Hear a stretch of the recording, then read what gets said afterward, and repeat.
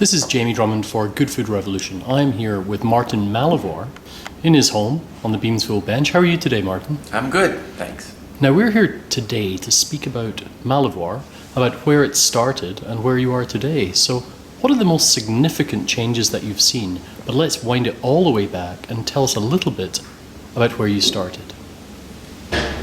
Well, I didn't actually intend to have a winery when I moved to Beamsville. I just wanted to have a country home in a vineyard because I've always been a wine collector and I've always loved the vineyard environment when we're on holidays and things like that. So when I met Moira, we decided that that would be our sort of mutual homage to each other, that we would leave both of our current existences and start something new, which was just supposed to be a vineyard on the bench. I chose the bench because I did have some knowledge of its potential as a viticultural area, and it wasn't being exploited to the extent that I thought it could be, and but still didn't intend to do much more than grow grapes and sell them to the local winery. Now, would I be wrong in saying your first vintages were actually Gewurz? That's true. That's true. I inherited a bit of Gewurz vineyard on this property. The rest I pulled out. It was in varietals that I didn't think would be successful, or were not applicable to grape growing or to winemaking.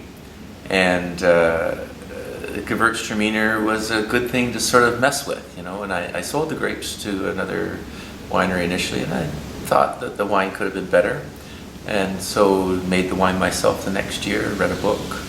And so you were the first winemaker at Malivoire. I was. How did for that, a short period of time. How did that turn out? Turned out pretty well. Okay. I made every style of Gewürztraminer possible. Oh, really? I made dry, late harvest, off dry, botrytis affected, ice wine, and it turned out pretty well. I won the International Wine and Spirits Competition Best Estate Grown Sweet Wine in the World that year. Oh, I would say that turned out pretty well. I wasn't aware of that. That was a legacy, I guess, that Shiraz has inherited. And I rub it in his face all the time. As you do with so many things. Now, you have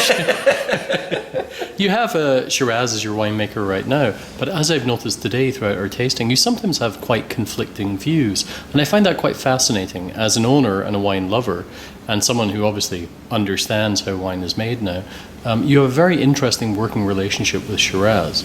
How do you feel, since Shiraz has been here, the style of the wines at Malivoire has changed? Shiraz is slow to change anything radically. He's a good, solid, steady winemaker, and my mind can change quite fleetingly. So he has to make sure that I'm on the right track with some of my suggestions before he actually starts to listen to them.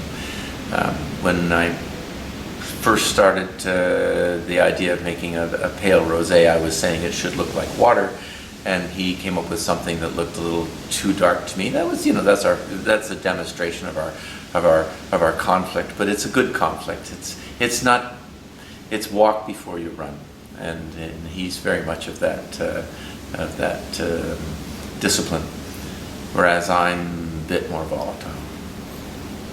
Over time, your focus has obviously moved away from Gewürztraminer and into some other varietals. How did you discover the best varietals for the sites that you have on the estate? We guessed at it.